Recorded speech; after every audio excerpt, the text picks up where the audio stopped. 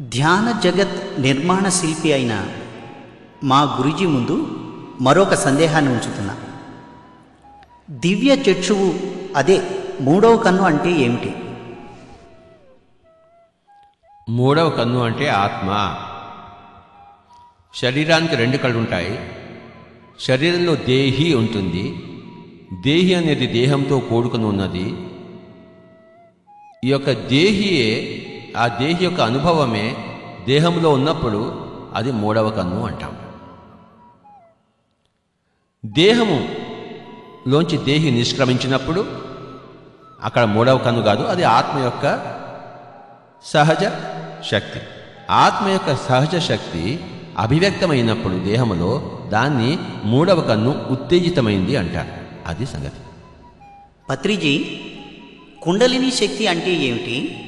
కుండలిని ఉత్తేజితం అవటం అంటే ఏమిటి?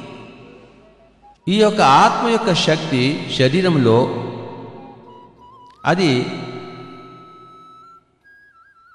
విశేషంగా ప్రకటితం కావడము కుండలిని ఉత్తేజితం అంటాం. కనుక ఎప్పుడైతే మనస్సు పరిపరి విధాలు ఆలోచిస్తుంటుందో ఆత్మ యొక్క శక్తి క్షీణించిన దశలో ఉంటుంది శరీరంలో. ఎప్పుడైతే మనస్సు యొక్క పరిపర విధముల ఆ యొక్క మనస్సు నిర్మానుష్యమైనప్పుడు ఆత్మ యొక్క శక్తి క్షీణించి ఉన్న ఆత్మ యొక్క శక్తి దేహంలో అది విస్తారంగా ఉత్తేజితమైనప్పుడు దాన్ని కుండలిని ఉత్తేజితం అంటాం. కుండలిని అంటే 3.5 చుట్లలో ముడుచుకుని ఉన్న ఆత్మ యొక్క శక్తి. నీ యొక్క పరిపరి విధాల ఆలోచనల వల్ల సంకల్ప వికల్పముల సముద్రంలో ఈ యొక్క ఆత్మ యొక్క శక్తి 3.5 చుట్లలో ముకుళించుకొని పడుకొని నిద్రాణమై ఉంది అని అంటాం. ఎప్పుడైతే మనస్సు నిర్మానుష్యమైందో, సంకల్ప వికల్ప రాహిత్యం చెందిందో, అప్పుడు ఆ 3.5 చుట్లలో ముడుచుకొని పడుకొని ఉన్న ఆ యొక్క విస్తారమైన ఆత్మశక్తి అది విదిలించుకొని మరి ఉత్తేజితమై శరీర వ్యాప్తమై శరీరాన్ని అందులోని అశుద్ధాన్ని దగ్ధము చేసి నాడీయ మండలి శుద్ధి చేసి శరీరాన్ని వజ్రపు తునకగా చేస్తుంది. ఈ యొక్క ప్రాసెస్నే కుండలిని ఉత్తేజితము, నాడీయ మండలి శుద్ధి అంటాం. అంతకన్నా ఇంకేం లేదు. అదొక కవి యొక్క వర్ణన. పడుకొని ఉంది, పాము ఉంది, 3.5 చుట్లు ఉంది, ఇదంతా కవితా ధోరణి. కవిత ఉండాలి కదా. కవిత అనేది మానవుడి యొక్క కూసంత కళాపోషణ ఉండాలి అన్నాడు మరి మన రావు గోపాలరావు గారు సినిమాలో. అలాగా ఆధ్యాత్మిక శాస్త్రజ్ఞులు కూడాను కవితా ధోరణి ఉంది. అందుకనే పాము ఉంది, పాము పడుకుంది, 3.5 చుట్లు ఉంది అని చక్కగా కవిత్వ ధోరణి. జరిగేది ఏమిటంటే ఆత్మ యొక్క శక్తి క్షీణ దశలో ఉన్న ఆత్మశక్తి ధ్యానము ద్వారా, ఆలోచన రహిత స్థితి ద్వారా విస్తారంగా ప్రచండంగా ప్రజ్వరిల్లుతుంది. దానినే కుండలిని ఉత్తేజితము అంటాం. ఓకే సార్, అరిషట్ వర్గాలు అవే అంతర్శత్రువులుగా చెప్పబడే కామ, క్రోధ, మద, మాత్సర్యాలు వంటి వాటిని జయించడం ఎట్లా? మొట్టమొదటిగా తెలుసుకోవాల్సింది ఏంటంటే కామ, క్రోధ, లోభ, మోహ, మద, మాత్సర్యాలు అనేది ఓల్డ్ ఏజ్ టర్మ్స్, అంటే పూర్వపు మాటలు. అసలు మాటలు ఏమిటంటే అంతర్శత్రువులు అని ఎక్కడా లేవు. నిజానికి చెప్పాలంటే ఏది శత్రువు కాదు స్వతహా. కామము కానీ క్రోధము కానీ నీకెంతో మిత్రులు కావచ్చు. లోభము కానీ, మోహము కానీ, మదము కానీ, మాత్సర్యము కానీ నీ ఉపయోగించుకునే తీరులో ఉంది. సమయ అసమయాలను బట్టి, సందర్భ అసందర్భాలను బట్టి అది ఒకసారి మిత్రుడిగా, ఒకసారి శత్రువుగా తయారు కావచ్చు. కానీ నిజానికి వాస్తవానికి మూడిటి గురించి చెప్పుకోవాలి. ఒకటేమో తమో గుణము, రెండోదేమో రజోగుణము, మూడవదేమో సాత్విక గుణం. ఈ 3 కూడాను మనకి ఒక స్థాయిలో మిత్రత్వాన్ని, ఇంకొక స్థాయిలో శత్రుత్వాన్ని మనకి సమర్పిస్తాయి. ఉదాహరణకు మీరు లా ఆఫ్ డిమినిషింగ్ రిటర్న్స్ అని చూస్తుంటారు. మీకు బాగా ఆకలి వేస్తోంది, ఒక యాపిల్ పండు తిన్నారు, ఎంత బాగుంటుందో యాపిల్. రెండవ యాపిల్ తిన్నారు, అంత బాగాలేదు కానీ చాలా బాగుంది. మూడవ యాపిల్ తిన్నారు, ఏదో యాపిల్ ఉంది. నాలుగవ యాపిల్ తిన్నారు, డోకు వస్తుంది మీకు. ఐదవ యాపిల్ కూడా తిన్నారు, శరీరం చెడిపోతుంది. Too much is too bad, అతి సర్వత్ర వర్జయేత్. కనుక తమో గుణము మొట్టమొదటిలో కొన్ని దశల్లో అది మిత్రుడుగా ఉంటుంది. అదే తమో గుణం ఎక్కువైతే అది శత్రుత్వం వస్తుంది. కొంచెం తాగుతాం అనుకోండి, ఆల్కహాల్ చిన్న పెగ్గు తాగితే ఏమీ కాదు, బాటిల్ తాగితే ఏమవుతుంది? కనుక అక్కడ అది శత్రువుగా పరిగణింపబడుతుంది. ఒక పెగ్ వేసుకున్నాం అనుకోండి, అది శత్రువు కాదు. ఒక బాటిల్ మొత్తం కట్ట తాగేసాం అనుకోండి, ఏమవుతుంది? శత్రువు అయిపోతుంది. డబ్బు కూడా, డబ్బు సంపాదన తగు మోతాదులో ఉందనుకోండి, మిత్రత్వం. ఎక్కువ డబ్బు సంపాదించాలనుకోండి, డబ్బు మిమ్మల్ని దాసుని చేస్తుంది. కనుక ఏదైనా కూడాను అతి సర్వత్ర వర్జయేత్. మోతాదుకు మించిన కామము, మోతాదుకు మించిన క్రోధము, మోతాదుకు మించిన లోభము, మోతాదుకు మించిన మదము, మోతాదుకు మించిన మాత్సర్యము, ఇవన్నీ కూడాను. కనుక అవి యాజ్ ఇట్ ఈజ్ స్వతహాగా శత్రువులు కావు. మోతాదు, ఏది మోతాదు? ఎవరికి మోతాదు? ఒకరికి మోతాదు అయింది, ఇంకోటికి మోతాదు కాదు. ఉదాహరణకు ద్రౌపది తన మొగుళ్ళు 5గురికి కూడాను భోజనం వడ్డించినప్పుడు భీముడికి ఎక్కువ వడ్డించేది. ఎందుకంటే భీముడికి ఎక్కువ కావాలి, మిగతా వాళ్ళకి అంత అక్కర్లేదు. కనుక శరీరాన్ని బట్టి మోతాదు ఉంటుంది. మరి ఏ మోతాదు ఎవరికి సరిపోతుంది అనేది ఒక మనిషి ఇంకొక మనిషికి చెప్పజాలడు. ఏ మనిషి తనకు తానే తెలుసుకోవాల్సిన స్థితి అది. కనుక ఈ యొక్క అంతర్శత్రువు అని చెప్పేసి దాన్ని ఏదో పెద్ద భూతద్దంలో చూపించేసి సర్వనాశనం చేశారు మన భారతదేశీయ ఈ యొక్క వేదాంతులు. దానికి విరుద్ధము సంపూర్ణంగా pyramid master. My dear friend, కనుక అంతర్శత్రువులు అనేది ఎక్కడా లేదు. కనుక మనసుని ఎవరో నాకు అంతర్శత్రువులు ఉన్నారు, వాళ్ళని అధిగమించాలి అన్న అదేదో మీరు నికృష్ట జీవనానికి అవన్నీ సోపానాలు అవుతాయి, నాంది పలుకుతాయి. ఏది శత్రువు కాదు, అంతా చక్కటిదే. ధ్యానం చేస్తే చాలు, పుస్తకాలు చదివితే చాలు, సజ్జన సాంగత్యం చేస్తే చాలు. చేయవలసిన దాన్ని చేస్తే మనలో ఏవైనా ఒకటి పోగొట్టుకోవాల్సి ఉంటే అవి తమంతట తాము పరిగెత్తుకుంటూ పోతే వాటి గురించి మనకి చింతయే వలదు. పోగొట్టుకోవాల్సిన వాటి మీద దృష్టి పెట్టవద్దు, సంపాదించుకోవాల్సిన వాటి మీద దృష్టి పెట్టండి. అది సంగతి. జీవితాన్ని సరియంగా చేసుకోవడం విధానం. నీ లోపల ఏది లేదో అది సమకూర్చుకోవడం. ధ్యానం లేదు, ధ్యానం చేయాలి. పుస్తకాలు చదవటం లేదు, సరైన పుస్తకాలు చదవాలి. సరైన మిత్రులు లేరు, సరైన మిత్రులతో ఉందాం. అప్పుడు మీరు అంటున్నారే ఈ యొక్క అంతర్శత్రువులని, అవన్నీ మఠమాయమైపోతాయి. వాటి గురించి చింతే వలదు.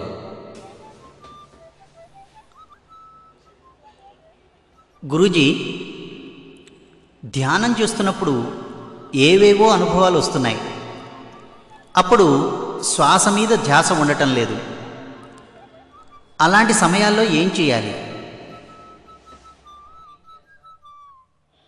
ధ్యానంలో ఉండేటప్పుడు ఏవేవో అనుభవాలని చెప్పి చిన్న చూపు చూడవద్దు. అనుభవాల కోసమే ధ్యానం ఉంది. ధ్యానంలో వచ్చేవి అద్భుతమైన అనుభవాలు, ఏవేవో అనుభవాలు కాదు. మీ యొక్క పదజాలాన్ని సరి చేసుకోండి. ధ్యానంలో ఆత్మానుభవాలు వస్తాయి. ధ్యానంలో శరీరము, నాడీ మండల శరీరము శుద్ధమవుతుంది. అందులో ఉన్న అశుద్ధత అంతా తొలగిపోతుంది.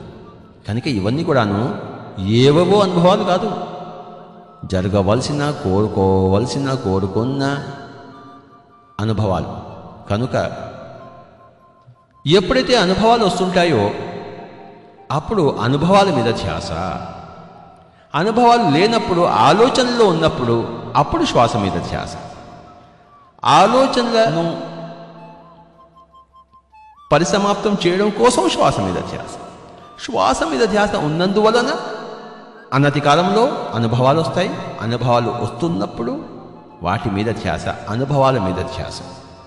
కొంతకాలం తర్వాత అనుభవాలు పరిసమాప్తమైపోతాయి, మళ్ళీ ప్రాపంచిక ఆలోచనలు వచ్చేస్తుంటాయి. అప్పుడు మళ్ళీ శ్వాస మీద ధ్యాస. ఆలోచనల మీద ధ్యాస కాకుండా ఆలోచనలు ఉన్నప్పుడు శ్వాస మీద ధ్యాస, శ్వాస మీద ధ్యాస ద్వారా అనుభవాలు వస్తాయి, అనుభవాలు వచ్చినప్పుడు గొప్ప అనుభవాలు వచ్చినప్పుడు అనుభవాల మీద ధ్యాస. ఇది ప్రతిరోజు సాధనా కార్యక్రమం. గురూజీ, ధ్యానంలో వచ్చే ధ్యానానుభవాలు విశ్లేషించి చూడవలసిన అవసరం ఉందా?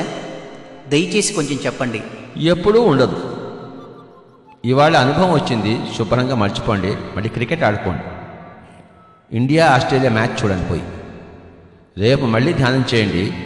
ఇవాళ ఏం జరిగిందో దాని యొక్క నెక్స్ట్ స్టెప్ వస్తుంది. ఇవాళ వచ్చింది ఒక అనుభవం వచ్చిందనుకోండి, ఏబిసిడి అనే ఒక అనుభవం వచ్చిందనుకోండి, మీరు ఉత్తరోత్తర చేసే ధ్యాన సాధన వల్ల EFGHIJKLMNOP అన్న అనుభవాలు వచ్చిన తర్వాతే మీకు ఈ ఏబిసిడి యొక్క అనుభవాల యొక్క పరిజ్ఞానము, దాని యొక్క అందము చందము మీకు తెలుస్తుంది. అంతవరకు తెలియదు. కనుక మీకు ఏబిసిడి అనుభవాలు వచ్చినప్పుడు దాని గురించి ఎవరిని అడిగినా ఎవరు చెప్పినా మీకు ఏమీ అర్థం కాదు. కనుక ఏబిసిడి అనుభవాలు ఉన్నవాళ్ళు పరంపరగా EFGHIJKLMNOP దాకా వెళ్ళినప్పుడు ఆ MNOP అర్థం కాదు, ఈ ఏబిసిడి అర్థం. MNOPలో ఉన్నప్పుడు ఇంకా ముందుకెళ్ళి XYZ దగ్గరికి వెళ్ళినప్పుడు ఈ MNOP అర్థమవుతుంది. మీరు XYZలో ఉన్నప్పుడు మిగతా వాళ్ళకి ఏబిసిడి నేర్పించినప్పుడు మీకు మీ XYZ అర్థమవుతుంది. ఇలా సాగుతుంటుందన్నమాట హనుమంతుడు తోకలా. పత్రిజీ, ఆధ్యాత్మికత అంటే ఏమిటి? దయచేసి కొంచెం వివరించండి. హాయిగా ఆనందంగా జీవించడం, ఎప్పుడూ ఏడవకుండా ఉండడం, ఇంకోళ్ళ పర్సనల్ జీవితాల్లో వేలు పెట్టకుండా ఉండడం, ఇదే ఆధ్యాత్మిక జీవితం. పత్రిజీ, మరి బుద్ధత్వం అంటే ఏమిటో కొంచెం తెలపండి. రెండు ఒకటే. ఆధ్యాత్మికత అన్నా బుద్ధత్వం అన్నా రెండు ఒకటే. అది వేరే ఇది వేరే కాదు. క్రైస్ట్ కాన్షియస్నెస్ అన్నా, బుద్ధత్వం అన్నా, కృష్ణ కాన్షియస్నెస్ అన్నా, కాస్మిక్ కాన్షియస్నెస్ అన్నా, ఆధ్యాత్మికత అన్నా, ఎన్లైటన్మెంట్ అన్నా, రిసరెక్షన్ అన్నా, సాల్వేషన్ అన్నా, మోక్షం అన్నా, అపవర్గం అన్నా, నిశ్రేయస్సు అన్నా, ఇవన్నీ కూడా పర్యాపదాలే, ఆల్టర్నేట్ టర్మ్స్. సార్, ఆత్మ సాక్షాత్కారం పొందటం అంటే ఏమిటో కొంచెం వివరిస్తారా? నీ యొక్క కర్మలకు నువ్వు సాక్షిభావం పొందడమే ఆత్మ అంటే. కర్మలు ఆత్మ సాక్షి అంటే విట్నెస్ అంటే నీ యొక్క కర్మలకు నువ్వు విట్నెస్ కాన్షియస్నెస్ని, సాక్షి తత్వాన్ని పెంపొందించుకోవడమే, దాని యొక్క ఆ స్థితికి రావడమే ఆత్మ సాక్షాత్కారం రావడము. యోగి పుంగవులైన మీరే ఈ సందేహ నివృత్తి చేయగలరని మీ ముందు ఉంచుతున్న ఈ సందేహాన్ని, ఒక యోగిని గుర్తించటం ఎట్లా? నువ్వు యోగి అయితే ఇంకొక యోగిని గుర్తించగలవు. నువ్వు కార్పవ్ అయితే కాస్పర్వని గుర్తించగలవు. నువ్వు బిస్మిల్లా ఖాన్ అయితే పండిత్ రవిశంకర్ని గుర్తించగలవు. నువ్వు యోగివైతే ఇంకొక యోగిని గుర్తించగలవు. అన్యథా శరణం నాస్తి.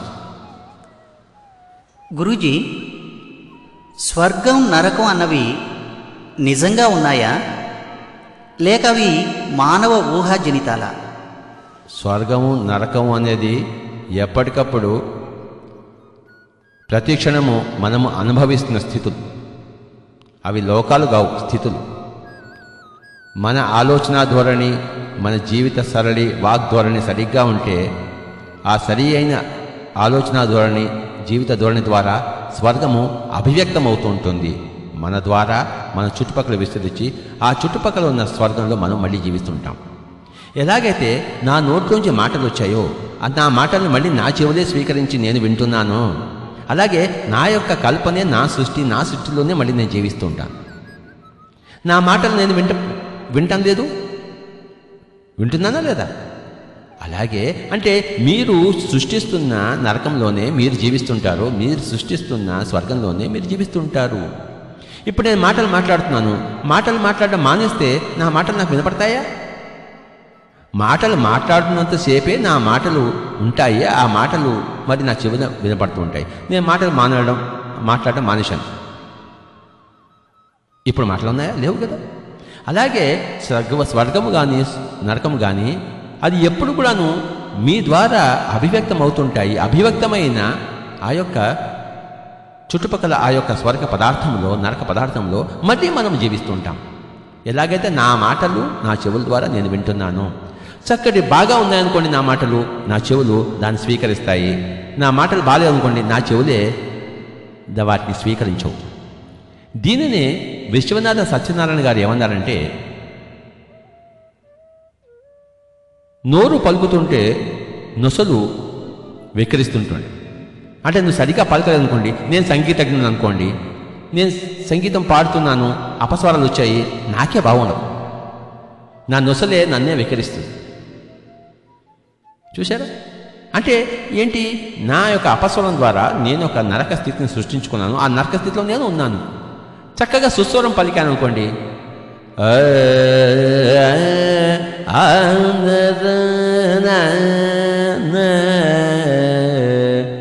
బాగుంది, ఇది నాకు స్వర్గం సృష్టించాను ఇప్పుడే సుస్వరం ద్వారా. ఆ స్వర్గం నేను మళ్ళీ అనుభవిస్తున్నాను. కనుక స్వర్గము నరకం అన్నది ప్రతి క్షణము ఎవరి సృష్టిలోంచి వాళ్ళకి అభివ్యక్తమవుతూ వారి అభివ్యక్తమైన ఆ యొక్క స్థితుల్లో మళ్ళీ వారు జీవిస్తుంటారు, దాన్ని భోగిస్తుంటారు. ఇది అనంతంగా సాగే ప్రక్రియ.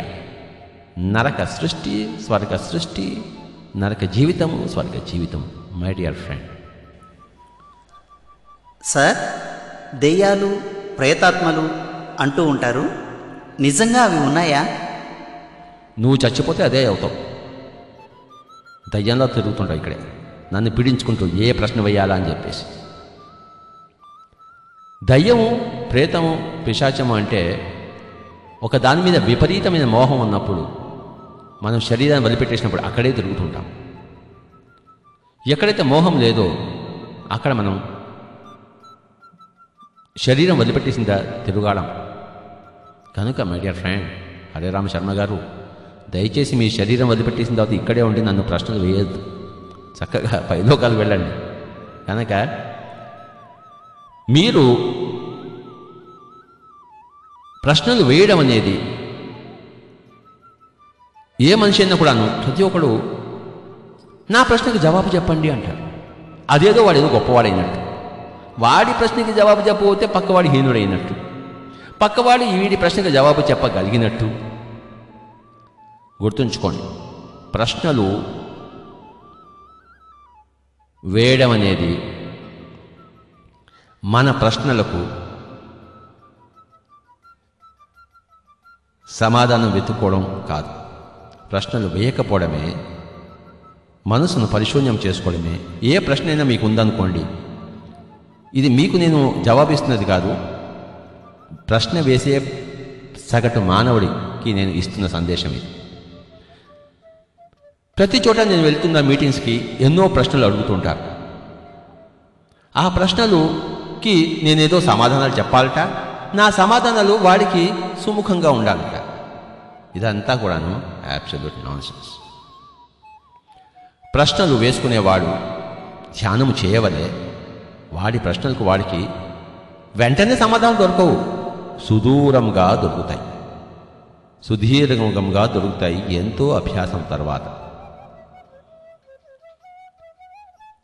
ప్రశ్నలు జవాబులు కాదు, ప్రశ్నలు సాధనలు. మీకు ఏ ప్రశ్న ఉంటుందో దానికి తగిన సాధన చేయవాలి. కనుక చనిపోయిన తర్వాత ఏమవుతుంది అని అడుగుతారు ప్రశ్న. ఏం చెప్పను వాడికి, ఏం చెప్తే వాడికి ఏం అర్థమవుతుంది? నా సమాధానం వాడికి సంతృప్తిని ఇస్తుందా, సమాధాన పరుస్తుందా? ఏమీ కాదు, బూడిదలో పోసిన పన్నీరంతా. ధ్యానము చేయవలే, సాధన చేయవలే, అభ్యాసము చేయవలే. ఏ ప్రశ్నకైనా సమాధానము మన దగ్గర నుంచే, మన లోపల నుంచే వస్తుంది ధ్యానము ద్వారా. ఏ ప్రశ్నకైనా. కనుక హరే రామశర్మ గారు, ఈ యొక్క ప్రశ్న ఈ ధ్యాన సభలలో, ధ్యాన కార్యక్రమాల్లో జరిగే అందరి ప్రశ్నలకు ఈ యొక్క సమాధానం ద్వారా నేను వారందరికీ సమాధానం ఇస్తున్నాను. దయచేసి ధ్యానంలో, ధ్యాన సభలలో, ధ్యాన కార్యక్రమాల్లో వేసే ప్రశ్నలను ఉపసంహరించండి, ధ్యాన విధానం తెలుసుకోండి, ధ్యాన అభ్యాసం చేయండి. ఒకటే ఒక ప్రశ్న ఉండాలి, ధ్యానం చేసే విధానం ఏమిటి అని, అంతే. అంతేగాని జీవితం పట్ల ప్రశ్నలకు ఆ సమాధానాలు ఎందుకు పనికిరావు. అర్జునుడికి కృష్ణుడు భగవద్గీతలో అన్నీ చెప్పాడు, కానీ మరి ఏమైనా ఆత్మజ్ఞానం వచ్చిందా? అభిమన్యుడు చనిపోయిన తర్వాత అర్జునుడు కృష్ణుడు గల్లా పట్టుకుని, ఏమయ్యా నీ వల్లనే నా కొడుకు చచ్చిపోయాడు అన్నాడు. భగవద్గీత స్వయంగా విన్న అర్జునుడికి ఏమైనా ఆత్మజ్ఞానం వచ్చిందా, వస్తుందా? ఇంపాసిబుల్ రావడం. ఎలాగైతే గవాస్కర్ క్రికెట్ చూస్తే నాకు క్రికెట్ వస్తుందా, బిస్మిల్లా ఖాన్ షహనాయి వింటే నాకు షహనాయి వస్తుందా? రాదు కదా, ఇంపాసిబుల్ కదా, అసంభవం కదా. నీ ప్రశ్నలకు కానీ ఎవరి ప్రశ్నలు కానీ ఇంకొక మనిషి సమాధానాలు ఇవ్వడం అసంభవము. ఎంత అసంభవం అంటే గవాస్కర్ క్రికెట్ చూసి నాకు క్రికెట్ ఎలా వస్తుంది? కనుక మై డియర్ ఫ్రెండ్, నేర్చుకొనవలే, సాధన చేయవలే. ధ్యాన సాధన ద్వారా సకల జీవిత మౌలిక ప్రశ్నలకు మనలోంచి మనకు అద్భుతముగా సమాధానాలు ఉత్పన్నమవుతాయి. ఈరోజు thank you very much Harirama Sharma గారు, చక్కగా ఎన్నో ప్రశ్నలు వేశారు. చివరిగా ధ్యాన ప్రపంచానికి ఇచ్చే సందేశం ఏమిటంటే, ఎవరి ప్రశ్నలకు వారి వారి ధ్యాన సాధన ద్వారా, ధ్యాన అభ్యాసం ద్వారా వారి వారి సమాధానాలను తెలుసుకొనవలే. గౌతమ బుద్ధుడు తన ప్రశ్నలకు తాను సమాధానాలు తెలుసుకున్నాడు కదా, వర్ధమాన మహావీరుడు తన ప్రశ్నలకు తాను సమాధానాలు తెలుసుకున్నాడు కదా, మరి మీరెందుకు తెలుసుకోరు? ఈ ప్రపంచం ఎందుకు తెలుసుకోదు? గౌతమ బుద్ధుడి మార్గమే మార్గం, వర్ధమాన మహావీరుడి మార్గమే మార్గం. ఏమిటా మార్గము? మన ప్రశ్నలకు మనము మన ధ్యాన సాధన ద్వారా సమాధానాలు తెలుసుకొనడం. Thank you very much Hare Rama Sharma garu. Thank you very much sir. ధ్యానులందరికీ వచ్చే అనేక సందేహాలకు సమాధానాలు ఇచ్చి మమ్మల్ని తృప్తిపరిచిన బ్రహ్మర్షి పత్రిజీకి పిరమిడ్ ధ్యాన ప్రపంచం తరఫున కృతజ్ఞతలు. సెలవు.